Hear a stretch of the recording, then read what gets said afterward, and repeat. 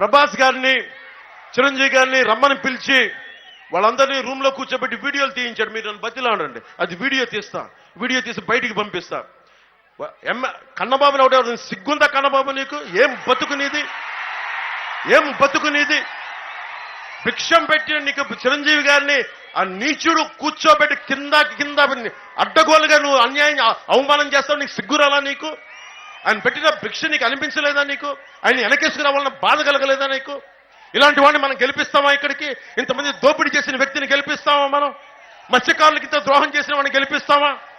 MLC Anantha Babu కూర్చోబెట్టి ఒక దళిత సామాజిక వర్గానికి చెందిన డ్రైవర్ని చంపేసి డోర్ డెలివరీ చేసి కూర్చోబెట్టి అతను ఈ రోజున ఎంపీకి చలమలశెట్టి సునీల్ పక్కన తిప్పించుకుంటారు.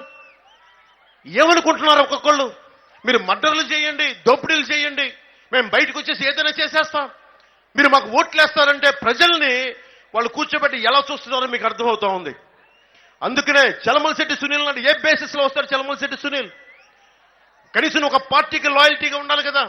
పిల్లి అనంతలక్ష్మి గారు ఏమన్నారు? తెలుగుదేశం పార్టీ ఓడినా గెలిచినా నిలబడి ఉన్నారు. ఈ రోజున వారికి ఎందుకు గౌరవం ఉంటుంది? ఎందుకు గౌరవం ఉంటుంది? ఒక పార్టీని నమ్ముకొని ఉండాలి. నేనే ఉన్నా, ఒక పార్టీ పెట్టా, కింద పడ్డా, నలిగా, లేచా, నిలబడి ఉన్నా. ఓడిపోయాను, కింద పడ్డాను, తూలాను, తిట్లు తిన్నాను, నిలబడి ఉన్నా. అలాంటిది ఈ రోజున చలమలశెట్టి సునీల్ గారు వచ్చి ప్రతి 5 సంవత్సరాలు ఒక పార్టీ మారిపోతాడు.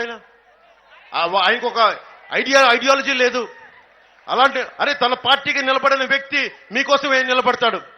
ముఖ్యంగా ఒకటే గుర్తుపెట్టుకోండి, బీసీ సబ్ ప్లాన్ కానీ దాదాపు 20 BC sub plan funds divert చేశాడు.